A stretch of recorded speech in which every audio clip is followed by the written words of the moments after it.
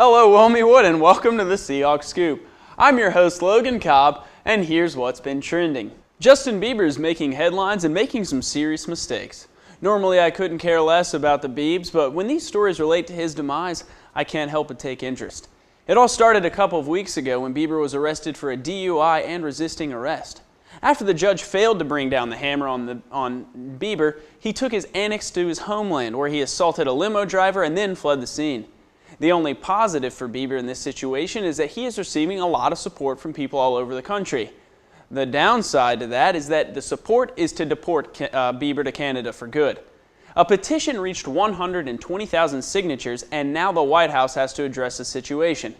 Yet, with all of this looming over Justin Bieber, he still continues to party like there's no tomorrow. After the Super Bowl, Bieber was spotted at the Maxim party after being denied entry into 3 other clubs.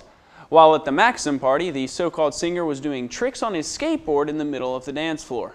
Hours later, he was photographed with his friend Khalil Sheriff sharing a stripper.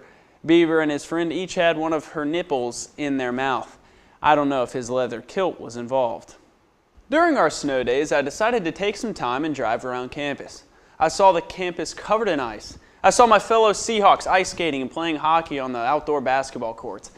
And as I was driving past WAG, I saw a new traffic sign that left me shocked, offended, and confused.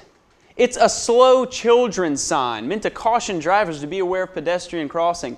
Hey, you know what else would have been good? A pedestrian crossing sign. When did college students become slow children all of a sudden? Not only does this undermine the student body by calling us children, it also undermines the entire university.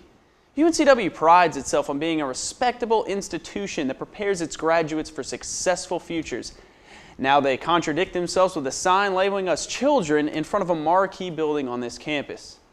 I was relaxing with my fiance the other day when she pulled out her iPhone and casually asked Siri, "What does the fox say?" I will now reenact for you right now to prove that Siri knows exactly what's up. Siri, what does the fox say? Siri, what does the fox say? Chow, chow, chow, chow, chow. It sings the song.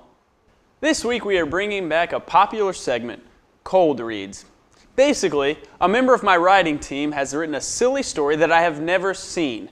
I will now read for you that said story. You may not know about this, but I have recently come into possessing a time machine. That's right. I have traveled to the first week of February, so that means I know who won the Super Bowl and how much longer winter will be.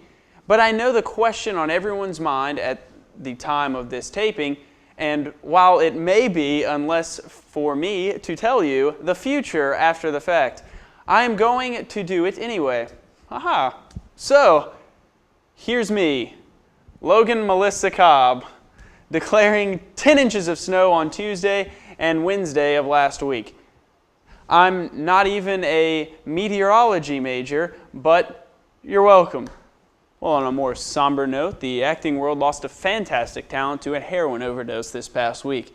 Philip Seymour Hoffman is known to many as one of the best true method actors of all time. He won an Oscar for his portrayal of Truman Capote in the movie Capote. That Oscar was surrounded with a plethora of nominations for Oscars and Tonys. Hoffman was well-respected and valued for his abilities on screen and on the stage. He leaves behind 3 children, and he was 46 years old. Stay up to date on all things entertainment by following me on Twitter at @LoganC_TealTV. That about wraps it up for this week's edition of the Seahawk Scoop. Be careful out there, children. I'm your host, Logan Cobb. Thanks as always for tuning in.